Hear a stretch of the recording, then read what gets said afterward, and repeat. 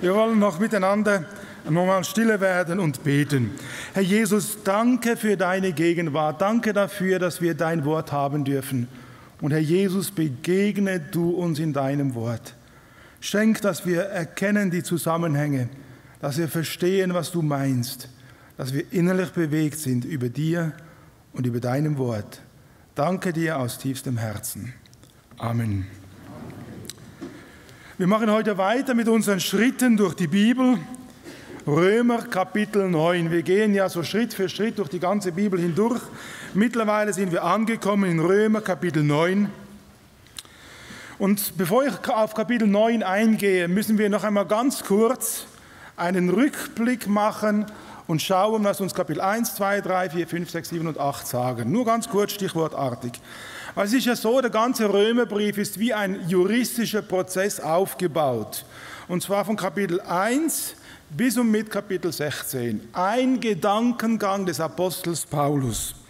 Und deswegen, bevor wir nun zu Kapitel 9 kommen, noch einmal ganz kurz, was sagt Kapitel 1 bis 3? Da ist keine gerecht, auch nicht eine. Es ist das große Urteil des Apostels Paulus, der im Auftrag Gottes spricht und sagt, da ist keine gerecht, auch nicht eine. Nicht der Kannibale im Urwald, nicht der Heide im Großstadtdschungel von New York und auch nicht der gebildete, von Gott auch gebildete Jude, der an die Tora glaubt und sie kennt. Keiner ist gerecht, auch nicht einer.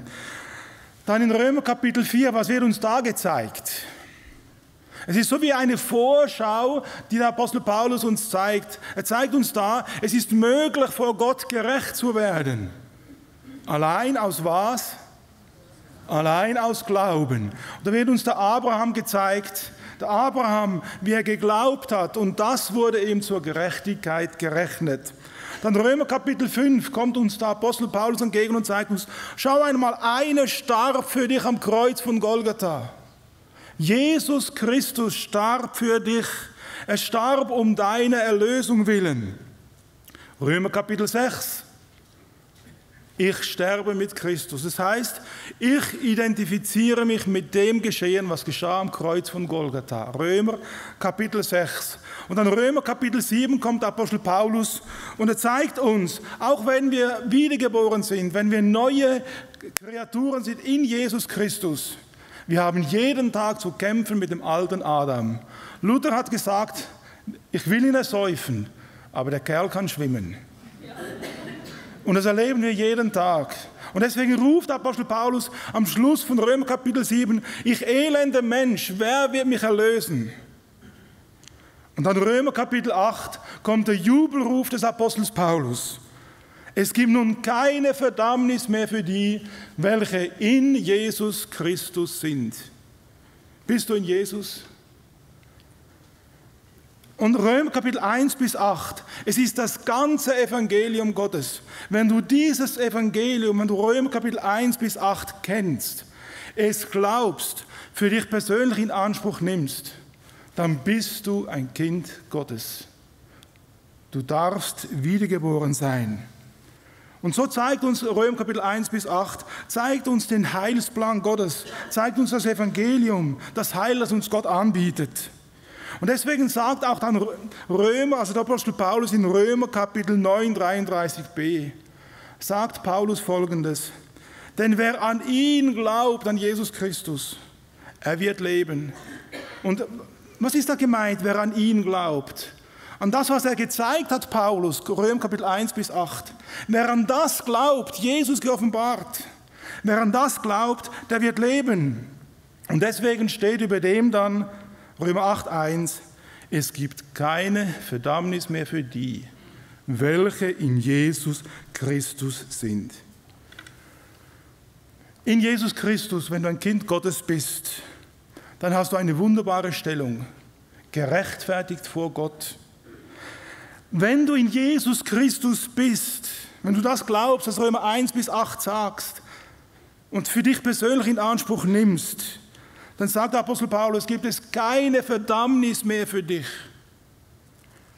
Wenn du das glaubst, was Römer 1 bis 8 sagt, dann hast du ein unglaubliches Vorrecht, nämlich, Du darfst zum ewigen Gott Vater sagen. Römer 8 sagt, dass Kinder Gottes rufen dürfen, aber lieber Vater. Solche wissen, ich bin ein Kind des Ewigen und auf mich wartet eine wunderbare Herrlichkeit. Und wisst ihr, all das ist nichts anderes als unverdiente Gnade. Ein Geschenk für einen jeden, der da glaubt. Und wenn du das glaubst, wenn du ein Kind Gottes bist, wenn du diese Ewigkeit hast in deinem Herzen, wenn keine Verdammnis mehr ist über deinem Leben, dann ist es gleichzeitig auch eine große Herausforderung. Wenn du ein Kind Gottes bist, bist du auch Licht der Welt. Du bist das Salz dieser Erde. Der Apostel Paulus, er sagt in 2. Korinther, Kapitel 2, Vers 15, und es ist die große Herausforderung, in der wir drinstehen als Kinder Gottes. Da sagt Paulus, 2. Korinther 2, Vers 15, ich lese es nach der Menge-Übersetzung, denn ein Wohlgeruch des Christus sind wir, für Gott bei denen, die gerettet werden und auch bei denen, die verloren gehen. Also unsere Aufgabe ist es, Salz, Licht, ein Wohlgeruch des Christus zu sein. Römer 1 bis 8 ist nicht nur einfach geschrieben, damit wir es glauben, sondern dass es Auswirkungen hat auf unser persönliches Leben. Wir haben eine große Verantwortung. Und jede Würde hat auch seine Bürde. Ein Botschafter eines Landes, er wird berufen, zum Beispiel nach Berlin, er wird berufen nach Warschau und so weiter. Und er soll Botschafter sein seines Landes, er soll mit seinem Lebensstil, er soll mit seinen Aussagen, mit dem, was er sagt, er soll mit seinem ganzen Leben, soll er angemessen seines Landes, soll er sich verhalten, würdevoll auftreten, die Interessen seines Landes vertreten. Und sind nicht du und ich, sind nicht auch wir Botschafter an Christi Stadt? Wenn du das glaubst, was Römer 1 bis 8 sagt, dann hast du eine große Verantwortung. Eine wunderbare Würde soll dich als Christ auszeichnen. Aber gleichzeitig auch sollen wir uns der Verantwortung bewusst sein. Was mache ich aus dem Segen, den Gott mir anvertraut hat mit dem Evangelium? Was mache ich aus dem Segen, dass ich erlöst bin? Was mache ich mit dem Vorrecht, ein Kind Gottes zu sein? Mit dem Frieden, den Herr Jesus mir schenkt in mein Herz? Was mache ich aus dem Vorrecht, ein Kind Gottes zu sein und eine wunderbare Zukunft zu haben? Was machst du damit? Was mache ich damit? Mit diesen Worten, einfach vorausschickend, Römer 1 bis 8, kommen wir nun zu Römer Kapitel 9. Und ich habe schon gesagt am Anfang, der ganze Römerbrief ist wie ein Gedankengang des Apostels Paulus. Wie ein juristischer Prozess. Stein für Stein, Modul auf Modul wird zugefügt und schlussendlich ergibt sich ein ganzes Bild.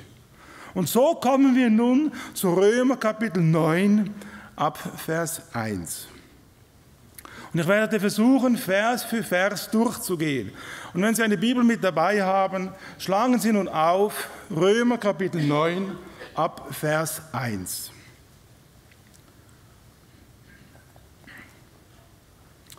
Da lesen wir, wie der Apostel Paulus sagt, und halten wir im Gedächtnis, er hat das ganze Evangelium dargelegt, hat uns gezeigt, was wir sind in Jesus Christus, was wir waren in der Sünde. Und jetzt, so gibt es keine Verdammnis mehr für die, welche in Jesus Christus sind. Und dann kommt er und er redet voller Traurigkeit. Er sagt in Vers 1, ich sage die Wahrheit in Jesus Christus, ich lüge nicht. Wie mir mein Gewissen bezeugt im Heiligen Geist, dass ich große Traurigkeit und unablässigen Schmerz in meinem Herzen habe. Ja, warum begegnet uns gleich hier die Traurigkeit des Paulus? Mit einem Jubelruf hat er geendet in Römer Kapitel 8, 38. Er hat gesagt, denn ich bin gewiss, dass weder Tod noch Leben, weder Engel noch Fürstentümer, noch Gewalten, weder Gegenwärtiges noch Zukünftiges, weder Hohes noch Tiefes, noch irgendein anderes Geschöpf uns zu scheiden vermag von der Liebe Gottes, die in Christus Jesus ist, unserem Herrn. Ein Jubelruf und plötzlich kippt die Stimmung. Eine große Traurigkeit befällt den Paulus. Ja, weswegen? Er hat das Evangelium doch dargelegt. Er hat gesagt, es gibt keine Verdammnis mehr für die in Jesus Christus sind. Wir haben Frieden mit Gott.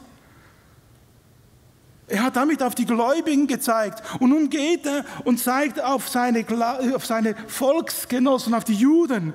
Und wenn er an sie denkt, überfällt ihn eine tiefe, tiefe Traurigkeit. Er sagt, ich lese es nach der Hoffnung für alle, Römer 9,2, ich bin voller Trauer und ich empfinde tiefen Schmerz, wenn ich an Israel denke. Ja, er geht weiter und sagt dann, käme es meinen Brüdern, meinem eigenen Volk zugute, Vers 3. Ich würde es auf mich nehmen, verflucht und von Christus getrennt zu sein. Also Paulus ist so innerlich bewegt. Warum ist er so bewegt? Warum ist er so hin und her gerissen? Weil er weiß, welche Vorzugsstellung Israel hatte. Er geht nämlich weiter in seine Gedanken und sagt dann in Vers 4 und 5, schaut einmal, Israel war eigentlich das zugedacht. Aber die große Frage, die sich stellt, was haben sie aus dieser Vorzugsstellung gemacht? In Vers 4 und 5, da sagt Paulus, Gott hat doch Israel so reich beschenkt. Es ist ja das auserwählte Volk. Er hat sich diesem Volk in seiner Macht und Herrlichkeit offenbart. Immer wieder hat er mit ihm Bündnisse geschlossen, ihm seine Gebote gegeben. In ihren Gottesdiensten ist Gott gegenwärtig und in ihnen gelten seine Verheißungen. Abraham, Isaac und Jakob sind ihre Väter und Christus selbst stammt aus ihrem Volk. Also Paulus fragt, und es ist seine innere Not, die ihn bewegt, Israel, was tust du mit dem Segen, den dir Gott gegeben hat? Der einfache Grund der Not des Paulus ist, Gott hatte mit Israel ein Ziel, aber Israel ist an diesem Ziel vorbeigegangen. Israel hat sein Ziel verfehlt. Gott hatte Israel mit wunderbaren Gaben bedacht, Israel mit Liebe überschüttet. Aber all das, was Gott ihnen zugedacht hatte, führte schlussendlich dazu, dass Israels Herz sich überhob. Sie sollte eigentlich ein Segen sein, aber sie wurden ein Fluch. Wenn wir Römer Kapitel 9, Vers 2 bis 4 lesen, da können wir herauslesen, was Gott eigentlich gedacht hat für Israel. Israel sollte Gottes Macht und Herrlichkeit offenbaren. Israel sollte seine Bündnisse und Gebote halten. Israel sollte sich an die Verheißungen gegeben durch die Propheten, sollten sie sich klammern. Und über alledem sollte Israel eines tun.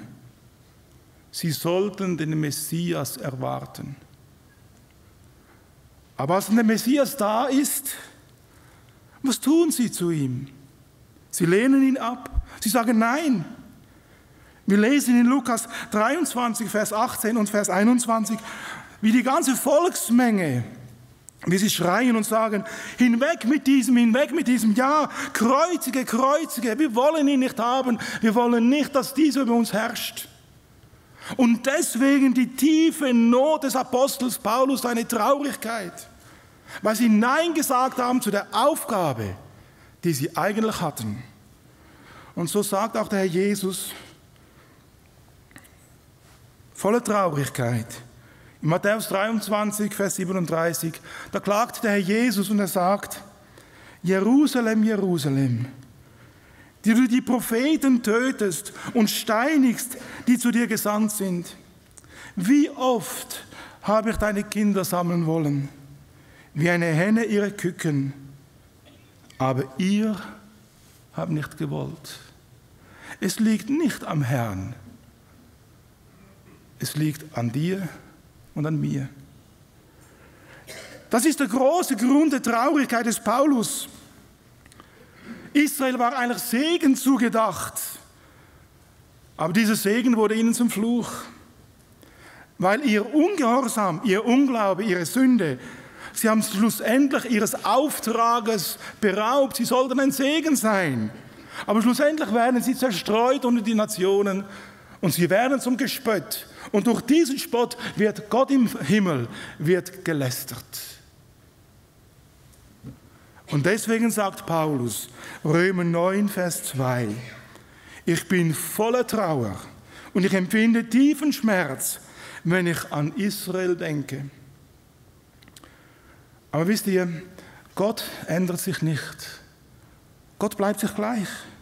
Und das sagt auch der Apostel Paulus, er geht in seine Gedanken weiter und sagt dann in Vers 6a, nicht aber, dass Gottes Wort hinfällig wäre. Ja, Paulus weiß, was die Propheten des Alten Testaments gesagt haben.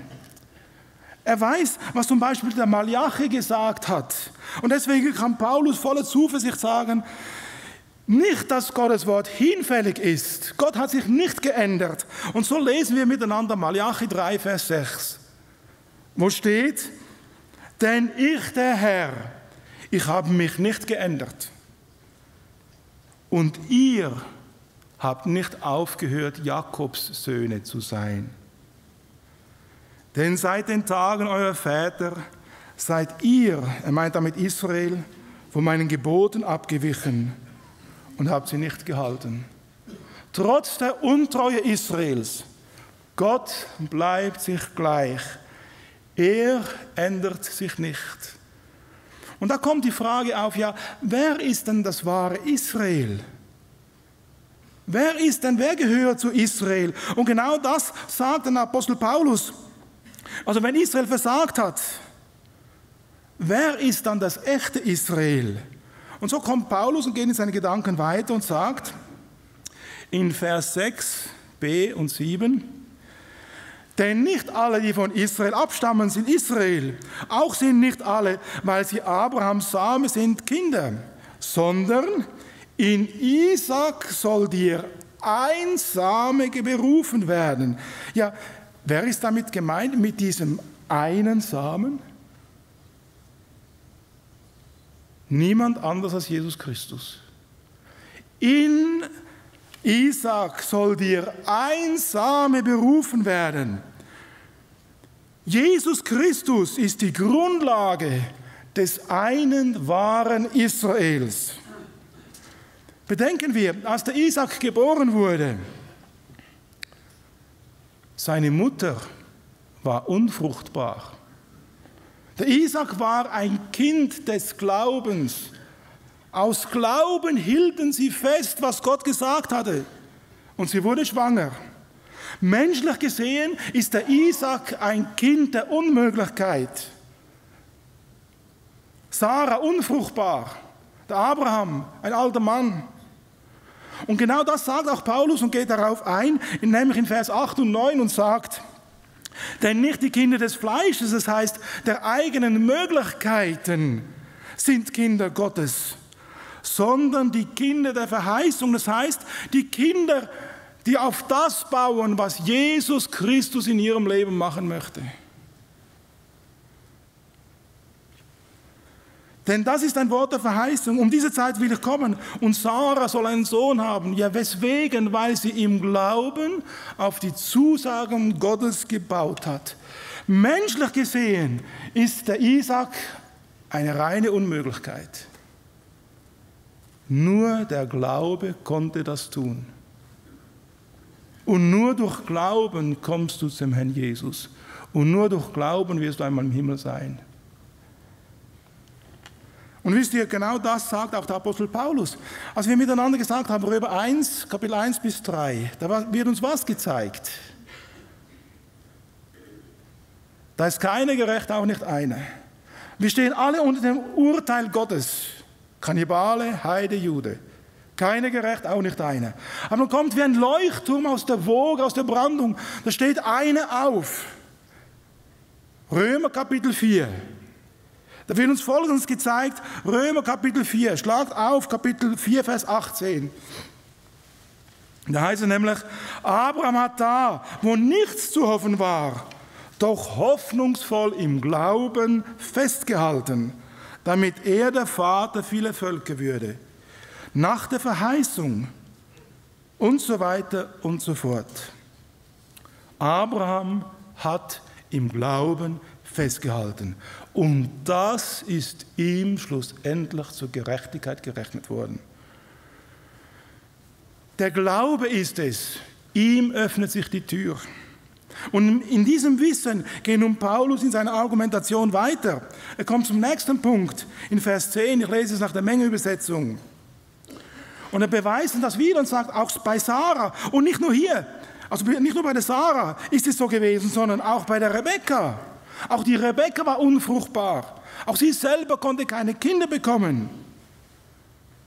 Genau das Gleiche. Auch wieder durch den Glauben ist es möglich, vor Gott zu bestehen, indem ich mich an das halte, was Römer Kapitel 1 bis 8 sagt. Indem ich mich ans Kreuz halte. Jesus starb für mich, Römer Kapitel 5. Und damit braucht Paulus immer wieder solche Bilder zum Zeigen, allein der Glaube ist es. Nur dort ist es möglich. Und so kommt Paulus zu den nächsten Versen, nämlich Vers 11 bis 13. Er braucht dort ein Beispiel, ein Muster, um uns mit diesem Muster etwas zu erklären. Wir lesen Römer Kapitel 9, Vers 11 bis 13. Da heißt es, denn ehe sie noch geboren waren und irgendetwas Gutes oder das Böses getan hatten, schon da wurde, damit Gottes Vorherbestimmung aus freier Wahl bestehen bliebe, abhängig nicht von Werken, sondern allein von dem Willen des Berufenden.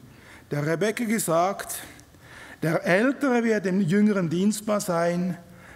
Ja, wie auch anderswo geschrieben steht, Jakob habe ich geliebt, aber den Esau habe ich gehasst. Das tönt hart. Aber hier geht es nicht um die Erwählung zum ewigen Heil, sondern es geht um die Erwählung zu einem Auftrag. Für was wurde der Jakob gerufen? Er sollte die Segenslinie sein. Aus seiner Linie sollte der eine Samen kommen. Gott beruft in seiner Souveränität, beruft er einen Mann, ein Volk. Da rang ein Mann, der Jakob rang mit dem Herrn. Und da heißt es, du sollst nun nicht mehr Jakob heißen, Israel sollst du heißen, Gotteskämpfer. Denn aus deiner Linie soll mir der kommen, der da das Licht bringt. Es geht nicht um die Erwählung zum Heil, es geht um die Erwählung für einen Auftrag, für eine spezielle Aufgabe. Aus Jakob, ich wiederhole mich, sollte der Segensträger kommen.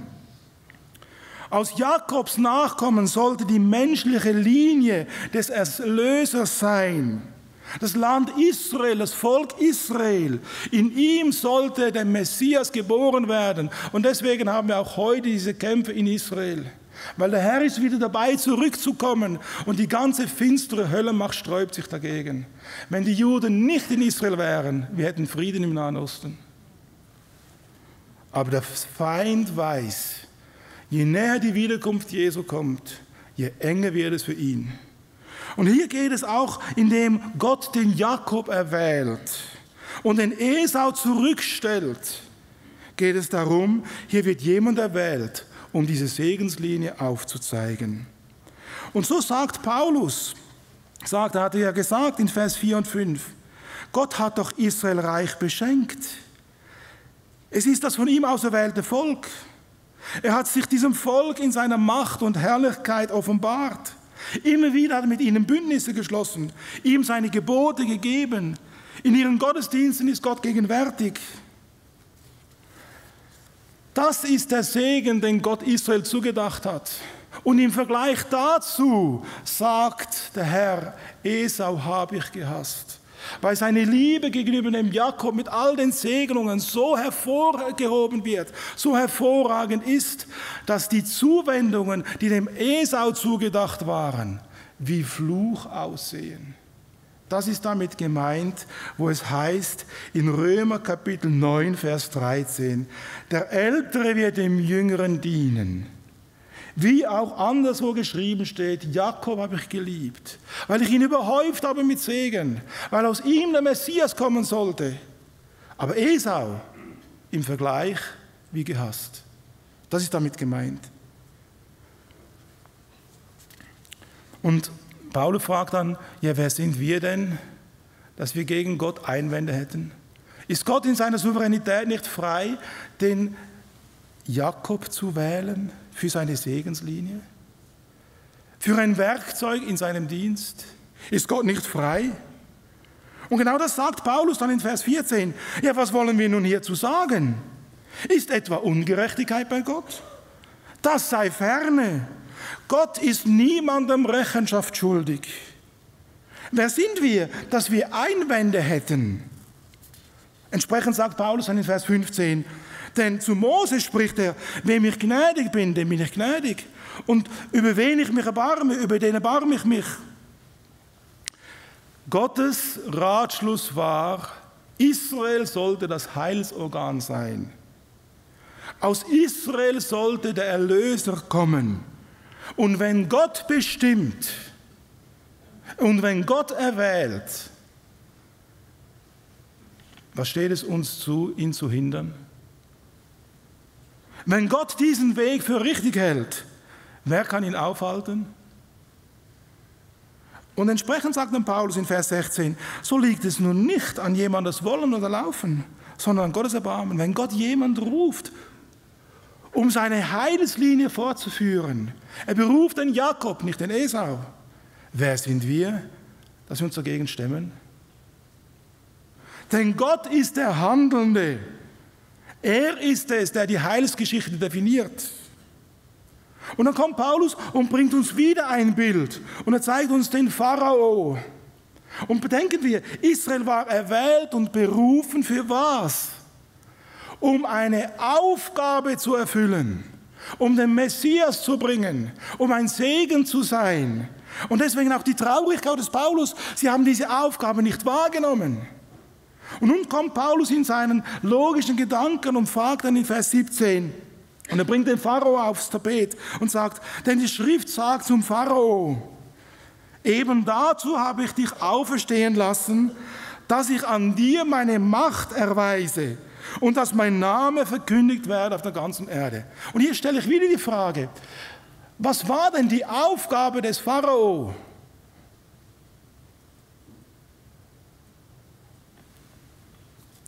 Schlagen Sie auf, 2. Mose 7, Vers 16. Auch hier wieder, es geht um einen Auftrag. Israel hat einen Auftrag, Pharao hat einen Auftrag, der Jakob hat einen Auftrag. Und hier sagt in 2. Mose 7, 16, da wird uns der Auftrag, den Gott für den Pharao hatte. Und für das hatte Gott diesen Pharao ins Amt eingesetzt. Da lesen wir 2. Mose 7, 16. Da kommen Mose und Aaron und reden vor dem Pharao hin und sie sagen Folgendes. Der Herr, der Gott der Hebräer, er hat mich zu dir gesandt und gesagt, also hier der Auftrag Gottes, lass mein Volk ziehen, damit sie mir in der Wüste dienen. Ein ganz klarer Auftrag. Und nun könnte der Pharao kommen und sagen, okay, ich gehe auf diesen Auftrag Gottes ein. Ich lasse das Volk ziehen. Aber was tut er? Er macht gerade das Gegenteil. Ähneln wir nicht sehr ihm, diesem Pharao? Gott gibt uns einen Auftrag, Gott beruft uns, Gott stellt uns in seinen Dienst. Aber sind wir bereit, ihm zu gehorchen, zu gehen? Der Auftrag an Pharao lautete ganz klar, lass mein Volk ziehen. Aber Gott muss Folgendes feststellen. In Vers 16b, da heißt es, aber siehe, du hast bisher nicht gehört. Gott redet. Gott beruft für einen Auftrag. Aber der Pharao sagt nein. Und im Ganzen 6-mal kommt Gott, also der Mose im Auftrag Gottes und Aaron, und sie stehen vor Pharao hin und sie sagen, lass mein Volk ziehen. Lass mein Volk ziehen. Lass sie gehen, damit sie mir dienen. Und 6-mal hintereinander heißt es, wie der Pharao in seinem Herzen sagt, nein, ich will nicht. Und dann kommt es schlussendlich so weit, dass Gott Nein sagt. Nämlich in Vers 12, 2. Mose 9, Vers 12. Da heißt es, aber der Herr verstockte das Herz des Pharao, dass er nicht auf sie hörte. Aber 6-mal zuvor hatte der Pharao Nein gesagt. Noch einmal, Gott gibt einen Auftrag, lass mein Volk ziehen. 6-mal redet er. Und 6-mal sagt Pharao Nein. Und dann sagt Gott Nein. Und wisst ihr, Gott vollführt seinen Plan mit oder ohne dich. Gott kommt ans Ziel, ob wir Ja sagen zu seinen Wegen oder nicht. Auch wenn der Pharao dem Auftrag Gottes nicht nachkommt, Gott lenkt die Umstände, die Situationen, ja die ganze Weltgeschichte so, dass sein Plan schlussendlich in Erfüllung geht. Er vollführt seinen Plan, allen Widerständen zum Trotz. Und deswegen sagt dann Paulus in Römer 9, Vers 17, und er sagt dann, eben dazu habe ich dich aufstehen lassen, dass ich an dir meine Macht erwiese und dass mein Name verkündigt werde auf der ganzen Erde. Der Pharao wird trotz seinem Widerstand zum warnenden Hinweis, auch unsere Herzen nicht zu verstocken. Und selbst wenn wir es tun, Gott ist auf uns nicht angewiesen. Gott ist in seiner Vollführung seines Heilsplanes von uns Menschen völlig unabhängig. Und das betont Paulus in Vers 18. So erbarmt er sich nun über dem, wen er will, und verstockt, wen er will. Weil Gott möchte mit dir zusammenarbeiten. Du sollst wollen, du darfst, er wartet auf eine Antwort. Gott betont hiermit seine völlige Unabhängigkeit. Er ist uns nicht zur Rechenschaft verpflichtet. Gott macht Heilsgeschichte mit oder ohne uns. Und da mag die Frage aufkommen in Vers 19, ja, nun fragst du mich, Paulus fragt im Römer 9, 19, nun fragst du mich, warum tadelt er dann noch? Wer kann denn seinem Willen widerstehen? Das hier ist der Tadel all derer, die ihr Herz verhärten. Es ist der Tadel all derer, die Gottes Herrschaft und Anspruch auf ihr Leben ablehnen. Die sagen, ja, warum tadelst er dann noch? Denn wer kann seinem Willen widerstehen? Und Paulus geht mit diesen sofort ins Gericht und sagt in Vers 20, ja, oh Mensch, wer bist du denn, dass du mit Gott rechnen willst? Spricht auch das Gebilde zu dem, der es geformt hat? Warum hast du mich so gemacht? Paulus braucht hier so ganz deutliche Worte und er sagt, Mensch, was fällt dir eigentlich ein? Du redest mit Gott. Wie kannst du es wagen, so mit dem Allmächtigen zu reden? Ist es nicht vielmehr an der Zeit, dass du dich änderst, dass du in dich schlägst, dass du Gott Recht gibst? Wer bist du? Und so kommt Paulus wieder und bringt wieder ein Bild. Und er bringt das Bild des Töpfers und des Tons. In Vers 21, da sagt Paulus, oder nicht auch der Töpfer macht über den Ton aus derselben Masse ein Gefäß zur Ehre und das andere zur Unehre zu machen? Wenn Sie in der Bibel nachschlagen und all die Stellen nachschlagen, wo das Bild des Töpfers und des Tones vorkommt, es kommt immer wieder im Alten Testament, kommt es wieder mal vor, und es ist immer ganz interessant. Es geht dort immer zuerst um Gott, der einem Menschen, einem Volk oder einem König einen Auftrag gibt. Immer. Können Sie nachschauen. Immer mit einem Auftrag verbunden. Ich möchte 2 Beispiele hier Ihnen erwähnen. Das erste Beispiel, Da gibt Gott dem Volk Israel einen Auftrag. 2. Mose 19, Vers 6. Das war der Auftrag, den Israel hatte und zeitlebens, auch heute noch hat Israel diesen Auftrag. Gott schließt mit Israel einen Bund am Sinai. Und bevor Gott diesen Bund schließt und ihnen die 10 Gebote gibt, ruft er sie und er sagt zu ihnen in 2. Mose 19, Vers 6. Und das ist der Auftrag, den Israel hat, auch heute noch. Da sagt Gott zum Volk Israel: Ihr aber sollt ein Königreich von Priestern und ein heiliges Volk sein. Siehe, das sind die Worte, die du den Israeliten verkündigen sollst. Das ist ganz klar der Auftrag an Israel. Und er ist heute noch so. Aber wenn wir dann die Geschichte Israels anschauen, was muss hier der Herr feststellen? Was müssen die Propheten klagen, Jesaja, Jeremia und so weiter? In Jesaja 29, da lesen wir Folgendes. Jesaja 29 ab Vers 13.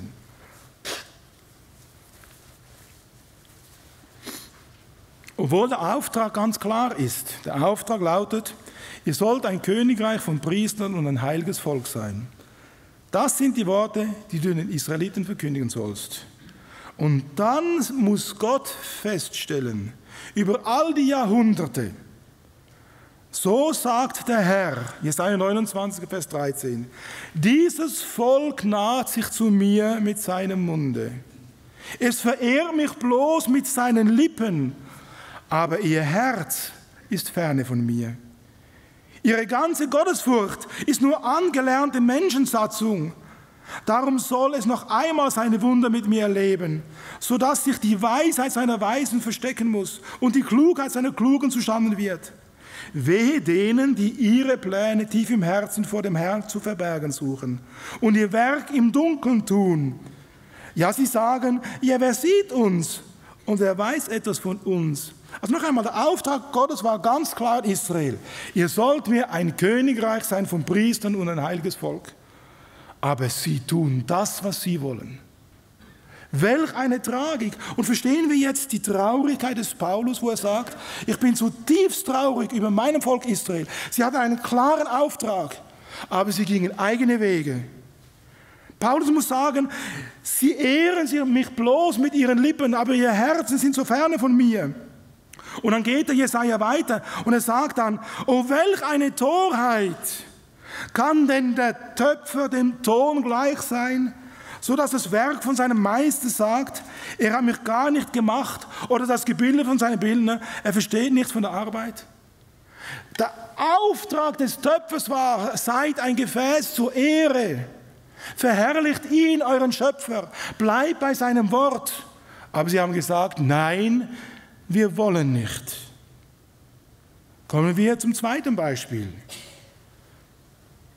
Auch hier geht es wieder um Israel, in seiner Beziehung zu Israel. Da lesen wir in Jesaja 63, Vers 16.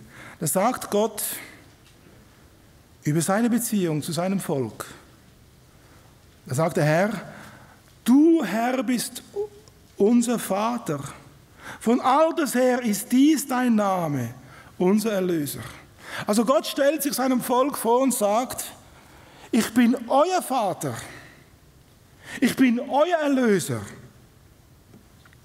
Und dann muss der Jesaja feststellen, Jesaja 64, Vers 7. Aber niemand hat deinen Namen angerufen. Niemand hat sich aufgemacht, an dir festzuhalten. Du hast dein Antlitz vor uns verborgen, sagt Israel, und ließest uns erbeben unter dem Druck unserer Schuld. Und dann kommt und sagte Jesaja: Nun aber, Herr, du bist doch unser Vater. Wir sind der Ton. Du bist unser Bildner. Wir sind alles Werk deiner Hände. Sie sollten in der Beziehung Gott, Vater, leben. Sie sollten ein heiliges Volk sein. Aber sie gehen eigene Wege. Dass Jesaja klagen muss: Niemand hat deinen Namen angerufen. Niemand hat sich aufgemacht, an dir festzuhalten. Und dann kommt wieder dieses Bild vom Töpfer und Ton. Und dieser Tontöpfer, er fängt an, diese Masse Israel zu formen. Sie sollten ein heiliges Gefäß sein, aber sie werden ein Gefäß der Schande. Denn in Vers 10 und 12, nachdem Jesaja gesagt hat, nun aber Herr, du bist doch unser Vater, wir sind der Ton, du bist unser Bildner, wir sind alles Werk deiner Hände, gesetzt eigentlich für den Segen, ein Segensträger zu sein. Und dann kommt die Schande, nämlich in Vers 10 und 12. Denn deine heilige Stätte ist zur Wüste geworden. Zion ist verwüstet. Und Jerusalem liegt als Trümmerstätte da. Unser herrlicher heiliger Tempel, wo unsere Väter dir Lob gesungen haben, ist in Flammen aufgegangen. Und unsere Lieblingsstädte sind verwüstet. Willst du bei alledem an dich halten, Herr? Willst du weiter schweigen und uns erniedrigen bis zur Vernichtung? Das ist die Situation vom Töpfer und vom Ton. Geschaffen für einen Zweck. Geformt, ein Segen zu sein. Ein Gefäß zur Ehre. Doch aufgrund der Sünde wird ihr Gefäß ein Gefäß der Schande. Und damit gehen wir miteinander zum Römerbrief zurück. Zu Römer 9, 22. Und da sagt Paulus, nachdem er diese Gebilde gebraucht hat, dann sagt er in Vers 22, wenn nun aber Gott, da seinen Zorn erweisen und seine Macht offenbaren machen wollte, mit großer Langmut die Gefäße des Zorns getragen hat, die zum Verderben zugerichtet sind. Über was spricht hier Gott? Über was spricht hier Paulus? Über sein Volk Israel. Über das Volk, wo er geweint hat. Über das Volk, wo er gesagt hat, in Vers 1 und 2, ich sage die Wahrheit in Christus, ich lüge nicht, wie mir mein Gewissen bezeugt im Heiligen Geist, dass ich große Traurigkeit und unablässlichen Schmerz in meinem Herzen habe. Israel wurde von Gott getragen. Israel wurde von Gott zurechtgewiesen. Ihnen wurden Boten geschickt, kehrt um, tut Buße, seid ein Gefäß zur Ehre. Ja, Gott selbst schickt seinen Sohn und sie verwerfen ihn und sagen, hinweg mit diesem Kreuzige, Kreuzige. Und deswegen kommt nun der Herr Jesus und er sagt in Matthäus 23, genau das, was auch der Prophet Jesaja gesagt hat. Also dieses Bild braucht des Töpfers und des Tons. Das sagte Jesaja, hat gesagt, und Jerusalem wird zerstört werden.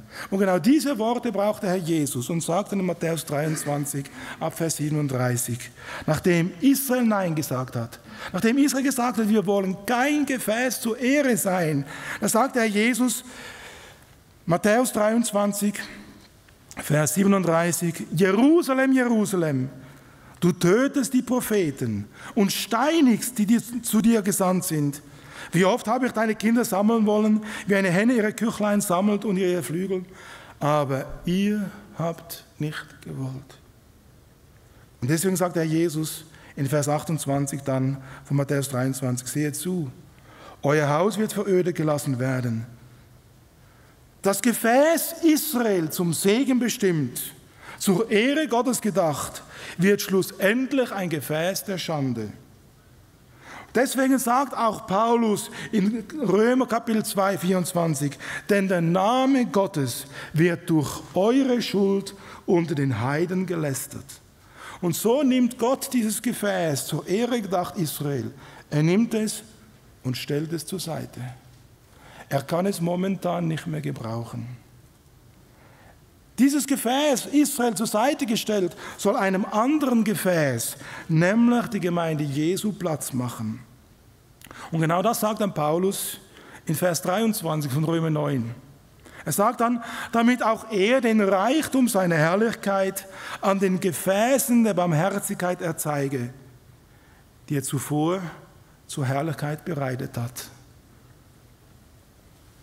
Und in Vers 24 fährt dann Paulus weiter und sagt, als solche hat auch er uns berufen, das heißt dich und mich, wenn du ein Kind Gottes bist.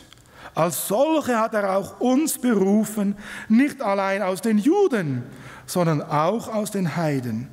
Das heißt, wenn du das glaubst, wie ich schon gesagt habe am Anfang, wenn du das glaubst, was Römer Kapitel 1 bis 8 sagt, wenn du dem Ruf des Evangeliums Folge leistest, weil du weißt, ich bin ein verlorener Sünder, wenn du den Ruf der Versöhnung mit Gott eingehst und sagst, ja, ich brauche Vergebung, wenn du Ja sagst zu dem Geschehen am Kreuz von Golgatha, Wenn du Frieden mit Gott hast, dann bist du gemeint und dann gehörst du zu diesem Gefäß zu ehren.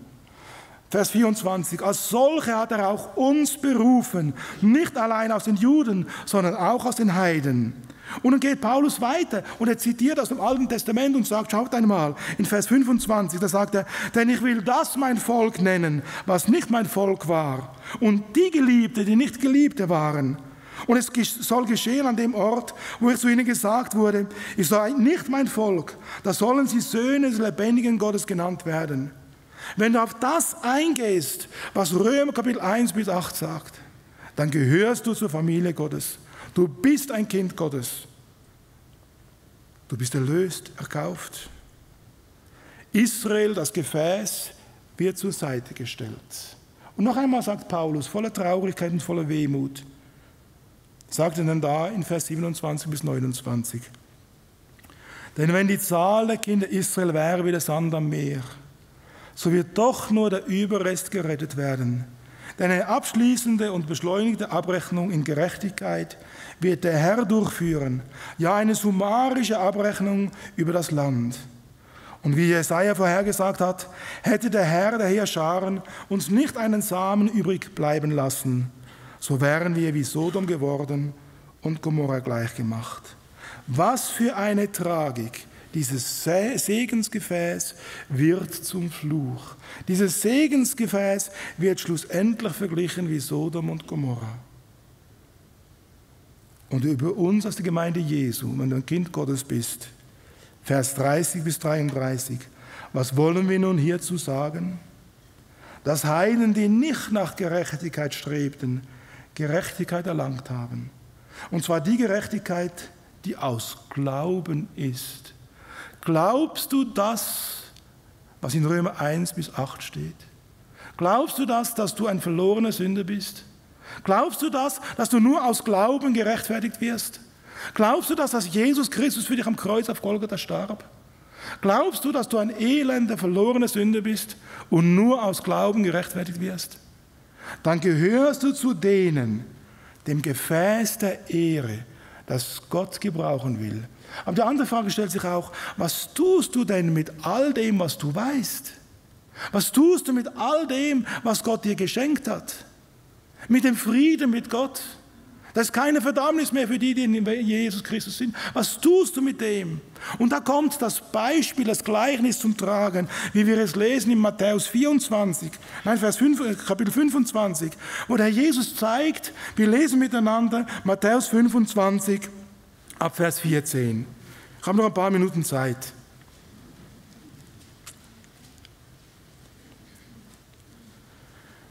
Da heißt es, denn es ist wie bei einem Menschen, der außer Land reiste, seine eigenen Knechte rief und ihnen seine Habe übergab. Und einem übergab er 5 Talente, einem anderen 2, einem anderen 1, einem jeder nach seiner eigenen Fähigkeit. Und er reiste außer Landes.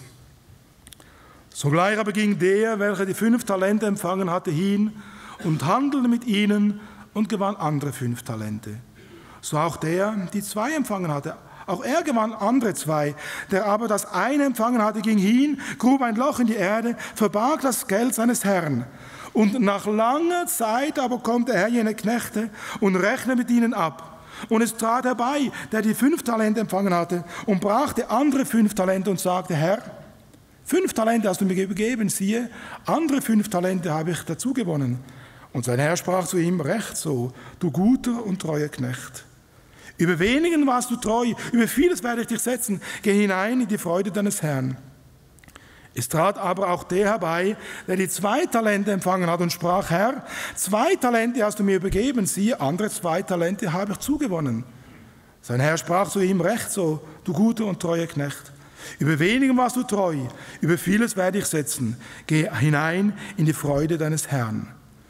All diese, der die 5 empfangen hatte und der die 2 empfangen hatte, sie waren treu über ihren Aufgaben. Und sie gehen ein in des Herrn Freude. Aber da kommt ein anderer, der hat zwar vorgegeben, ein Knecht des Herrn zu sein, aber nie einer war. Er sollte eigentlich ein Gefäß zur Ehre sein, aber er war ein Gefäß der Schande. Und da lesen wir dann, Ab Vers 24, es trat aber auch der herbei, der das eine Talent empfangen hat und sprach, Herr, ich habe erkannt, dass du ein harter Mann bist. Du erntest, wo du nicht gesät und sammelst, wo du nicht ausgestreut hast. Und dann kommt es und das entlarvt ihn als einer, der nie ein Jünger Jesu war. Und ich fürchtete mich und ich ging hin und verbarg dein Talent in der Erde. Siehe, da hast du das deine. Furcht ist nicht in der Liebe. Dieser hatte zwar einen Auftrag, aber er war nie ein Kind Gottes. Und deswegen heißt es dann von ihm, sein Herr aber antwortete und sprach zu ihm, böser und fauler Knecht, du wusstest, dass ich ernte, wo ich nicht gesät, und sammle, wo ich nicht ausgestreut habe. So solltest du nun mein Geld in Wechseln gegeben haben, und wenn ich kam, hätte ich das meine mit Zinsen erhalten. Nehmet ihm nun das Talent weg und gebt es dem, der die 10 Talente hat.